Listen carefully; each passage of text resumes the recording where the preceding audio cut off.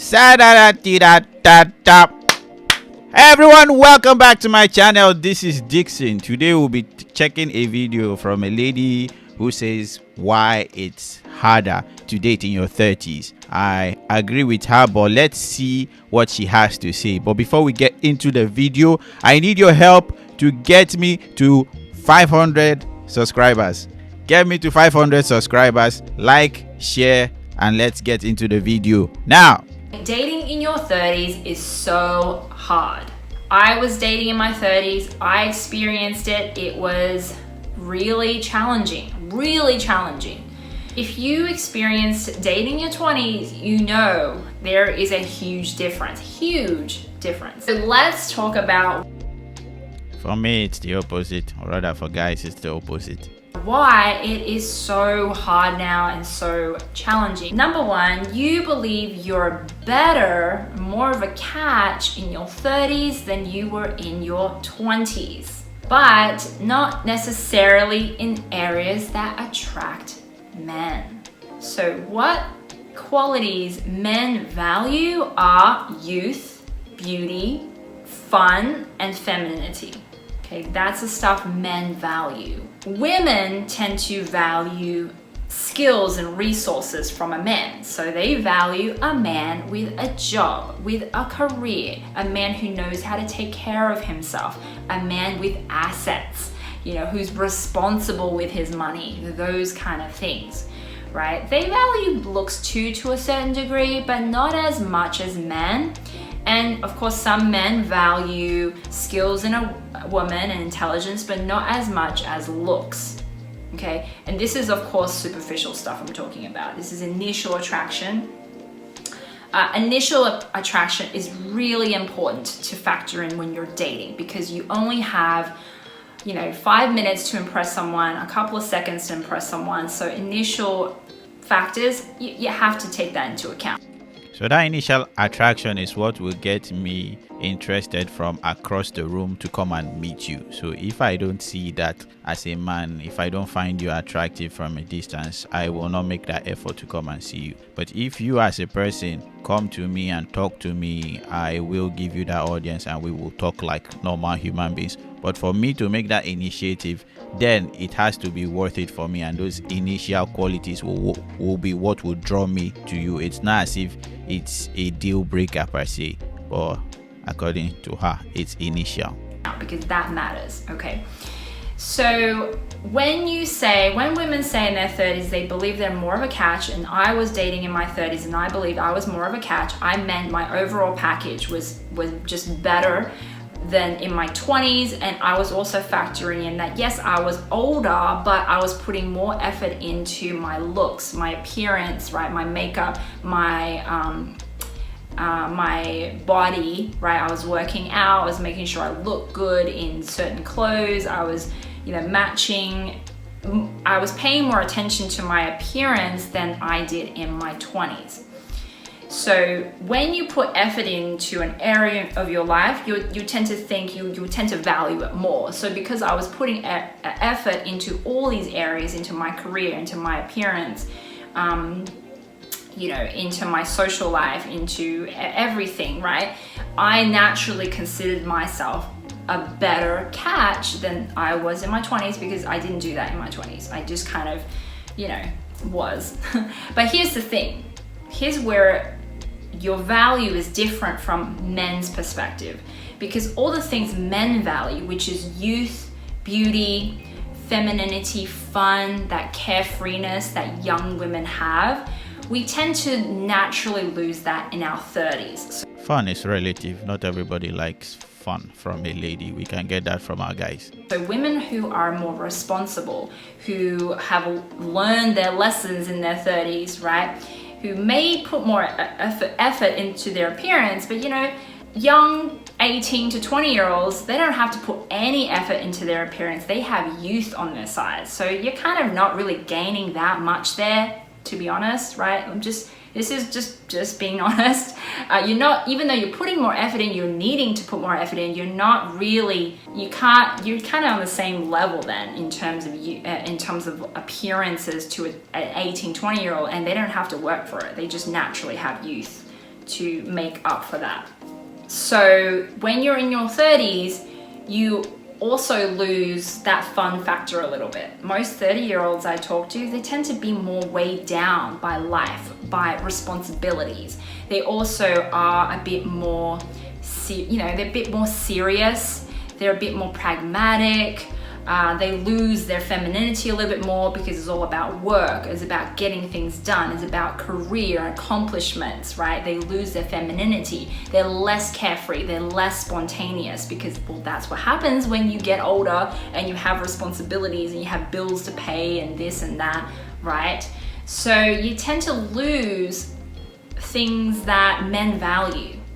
And I'm just I don't agree with her here, because femininity is something that you are either a feminine woman or you are not. So if work is keeping you down and making you not to express femininity, it's mainly because you don't have it from the onset. So the way I see it is, femininity is submission. If you don't have a man you submit to, whether you are young or whether you are older, you are not feminine. You don't take care of a man. You don't take a resource, you don't amplify it. You don't make the men around you feel like human beings. So that's not something you lose because you are stressed. My sister, when she was working in the bank, she will work her rear off and still come home, prepare food for her husband, keep the house, and the place was okay. Then she can rest. So that's feminine. If you go to work and you become stressed and you become a demon, you just don't have it. That's the way I will put it. Bring this up so you're aware that even though from your perspective you believe you're a better catch, and you would be if a man stuck around long enough to find out these qualities about you, we can't deny initial attraction, superficial attraction, and those qualities may be things you need to work on so you can attract more men and get to the higher quality men. So when I was dating in my 30s, I was very aware of this, and not only did I make sure I put effort into my appearance, I made sure I enjoyed that. I enjoyed exercise. I enjoyed getting ready and putting makeup on and matching my outfits properly. But I also made sure I was keeping a bit of spontaneity and fun and femininity and taking care of myself in that way to make sure my value was as high as possible. She keeps saying femininity. You cannot be feminine to yourself. Femininity is nurturing. You have to nurture something. You're either nurturing a child or you are nurturing your marriage. If you are doing it for yourself, you're not feminine. You're just you.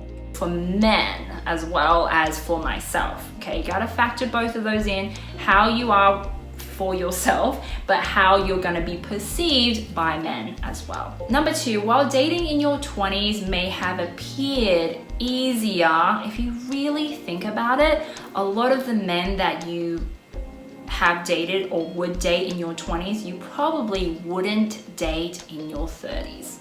At least that was how I was. There was a reason why all of my exes are my exes and we didn't work out. I figured out that those were not men that are compatible with me, and so when I was dating in my 30s, I had more requirements, different requirements, lots of men I would reject in my 30s that I wouldn't have rejected in my 20s. So naturally that narrows down the dating pool.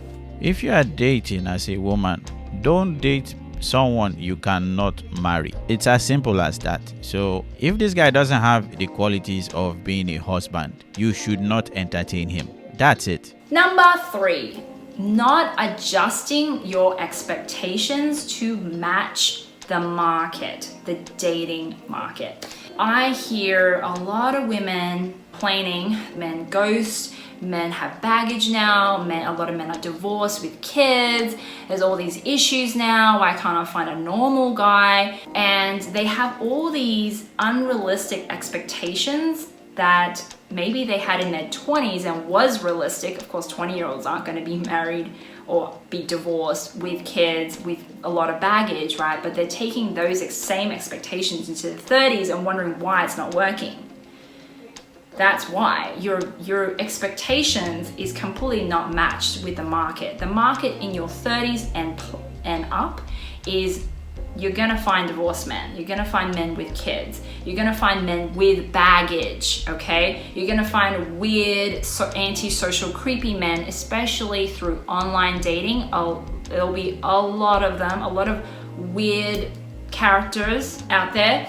There'll be men that will love bomb you, use tactics, who are narcissists, or all kinds of different characters there that you may not come across in your 20s, because lots of people are much more naive in their 20s, don't have a lot of dating experience, so they're gonna present themselves differently in their 20s than they would in their 30s. Look at it like this. When you are younger, you are the cream of the crop. You are the best basketballer that has a prospect. Every club will be dying to get you. But when you get to your 30s, you become older and they know they don't have much more time with you. And that will more or less get you jobs from shittier leagues or people that just want to use you for what you have. You don't have much bargaining power. And that's why I recommend for ladies, date for marriage in your 20s. Don't wait till you get to your 30s when you are comfortable and you're ready. That's a fool's errand, because the way guys see it is, what happened to her that she got to 30 before she knew she wanted to get married? The reason why she's in her 30s is probably because she's easy to get with. Okay, if that is the case, why don't I just get in with her and disappear like the other guys who have dealt with her in the past? So that's the way most guys see it. Take note, I'm not justifying it. I'm just saying you don't have the bargaining power anymore and everybody sees you as easy prey. So don't do this when you are weaker. Do it when you are stronger. Date when you are younger and chase your children when you are in your 30s. Don't do this nonsense people do. In your 20s, guys will die for you. Guys will roll on the floor for you, because you'll be carrying their children. It will be unwise for you to throw that all away to reach a stage where nobody wants you anymore. So don't date in your 30s. Please date in your 20s, or rather date guys who are ready for marriage in your 20s. That's what you should be doing. Right. I found men definitely had more skills dating in their 30s, so you may come across a lot of men who knows the right things to do, the right way to speak, right, who are very good with women, but then that's all they are. They're just good with women, good with dating women, but they're not actually good in terms of relationship. They're not good in relationships is because they are not seeking relationships. So you don't judge the general population of men, or rather, you don't use a subset of men to judge the whole men in the world. So at this stage of your life, you will struggle finding people who want to settle down, because in your youth, you can attract guys in your age range and guys above your age range. In your 30s and above, you can only attract guys above your age range. And most of them in this age range don't want to settle down because they've probably settled down before, or they don't ever want to settle down. So just be careful. So you'll find lots of them, plus a lot of the other stuff that I said. So if you have super strict requirements on a mate, you're gonna struggle, because your expectations are too out there and crazy to the point where it's unrealistic. And number 4, going to struggle. Being too rigid on your list. I do talk about needing to have a list. I think it's important to know what you want. And a part of the exercise that I give to lots of women and I recommend is my Dream Man exercise. If you haven't done that yet, if you've never done that, I highly, highly recommend it. Simply go to the link on the screen or in the description to do that exercise. It's completely free and I recommend you do it immediately. But the thing with that is, you need to have a list, right? You need to set your intentions, but then you need to put it away and kind of forget about it too. I don't want you to stick too stringently to that list, right? You don't want to be too strict about that, and don't cling to it too much. I just say don't have a list at all, to be honest. All you just need to know is this person a responsible person? Can this person take care of my child? And will this person be there for me? Can this person provide? Every other thing will come on the way. I guess you should be more worried about what you will be contributing into this person's life and not generally think that this person has to impress you, because you are not the prize at this stage of your life. That person is, because that person will be taking a risk that he could have taken with a younger lady. So throw out that list, take it out, burn it on fire, and don't ever bring it up again. If the man is responsible, you will learn to love him and you will move on. Have room to kind of play with that, okay? And the reason I say that is because I see women reject men too quickly. So within the first 3 dates, they'll see red flags and things that they didn't have on their list that they don't want, and they reject the man immediately and don't give him enough time. Don't give him a chance to see if something could develop. Now, here's something else I'll tell you. A lot of single women will compare themselves to happily married couples. I'm guessing most of the time what they have on their list are very superficial and not necessarily things that will keep the marriage alive. Okay, let's say you are considering things like your politics or your spiritual belief.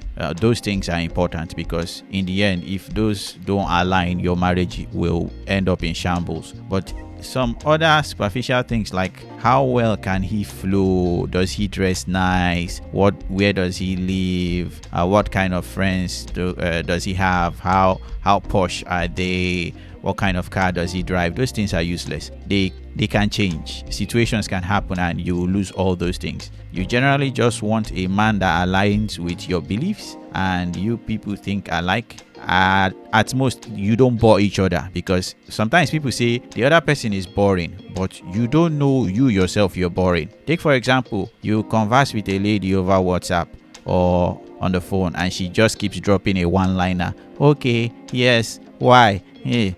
Conversation requires you to contribute, ask question. The person contributes, ask question. You keep the conversation flowing. In some cases, some ladies will start a conversation with me and they will expect me to push it, and I'll be like, you're boring me. I just end the conversation and move on. So sometimes you bore each other and you think the other person is the person who is boring. So you have to keep all this into consideration and note that whatever that is making me not like this guy might be something that I myself do not have, or rather I am lacking those qualities, and I cannot throw that up onto that person, because what you are looking for in a mate is what a mate should do, not what a mate should be perceived as. So please throw away all these stupid superficial lists that will not help you in raising the next generation or supporting your current generation. Whatever the case may be, your marriage is not for yourself. It's for the both of you and for the people to come, which are your children. Right, they'll compare themselves to couples that have been together a long time and they seem like they're really happy together and they seem like they're the perfect fit. And those single women will look for that immediately. They'll look for that on the first date, on the first 3 dates. That is really unrealistic. That's just not gonna happen. For people who are looking for things like that, I'll ask you, do you have a sibling? Do you have a sister? Do you have a brother? Did you guys develop that attraction from the beginning? Did you always like your sibling? Because my best sibling, who is my elder sister, we hated each other when we were little. We fought a lot. We did everything to outwit each other. But in the end, we ended up becoming the best of friends because we understood each other to the point where it became a symbiotic relationship where after our adulthood, we knew each other so well that, okay, I know what can offend my sister. Okay, I will avoid this and do this the other way. But if the need be that I truly need to avoid to offend my sister, she knows that I am doing it for the right reason. I will not avoid it and I will do it. I'm just saying these relationships where things flow, they require a lot of hard work, a lot of compromise, a lot of sacrifices. The woman who you are looking at, their marriage have been going on very well. They've not always loved each other to that extent. They will tell you, if you go and ask them, they will tell you the amount of sacrifices, the amount of arguments, the amount of problems they faced, the amount of submission that woman has to put on to make sure her marriage is alive are the things that you yourself as an individual will not be able to tolerate. The man will make sure that he does some things that will probably kill him, all because of he wants peace at home. He will say sorry even when he does not, or rather even when he is right. That's not an easy thing to do. It takes a high level of humility. So the two parties, they fought a lot. and they compromised a lot, but because they knew they have the same agenda, which was growing the family. So if you expect that from the beginning, you already failed. Rather, you've already failed. So please talk to a married person close to you and save yourself some headaches. Okay, those couples who seem so in sync now were not that way when they started. Okay, people have to grow into each other. So imagine that when you're single, you have your own wave, right? Your own wave has your own rhythm, and a single man will have his own wave going, right? It has a different pattern, right? Different type of waves. And when you meet naturally, you're gonna be out of sync. You're gonna be a little bit out of sync. When you're up, he's down. When he's up, you're down. You're gonna be out of sync and all over the place. But as you coexist together and you spend time with each other, which is the key, you spend daily time and you build conversation upon conversation, and you start to naturally influence each other by spending time with each other, that your waves start to get in sync naturally. This is where we joke when a couple have been together a really long time, they start to look alike and they start to dress alike. That is not a conscious decision to do that. That's just what happens when you spend a lot of time and a lot of years with someone. So now, like me and my husband, we always had a lot of things in common, but there were still, you know, things in the beginning that I was like, oh, can I accept this? Can I accept that? This is like a little bit different. But I worked through, and we both worked through those things because of our feelings. And this is where I talk about always listen to your feelings. Okay, your feelings knows best. Right? I will end it there. As a Christian, do not listen to your feelings. Your feelings are always evil. The heart of man is evil. Who will know it? You should love the person next to you. That is what I will say. So it's not your feelings. It's about loving the other person that's in your marriage. The Bible says, in short, there are two sacrifices in both parts. It says the woman should submit to her husband. That's her own sacrifice. She should love and submit to her husband. Why? Because that submission is what a man wants. Whereas for the man, the Bible says the man should love the wife as Christ loved the church. And if you are wondering, how did Christ love the church? Christ loved the church by dying for the church. So that's the requirement of the man. Woman, submit. Man, die. Love to the point of death. So those are the two extremes. And if you are not willing to submit as a woman, you're not ready to start a marriage. And if you are not ready to die for your family, your wife, a man, you are not ready for a marriage. So that's where I'm going to leave this video. Do you agree with me? Do you disagree with me? Whichever one it is,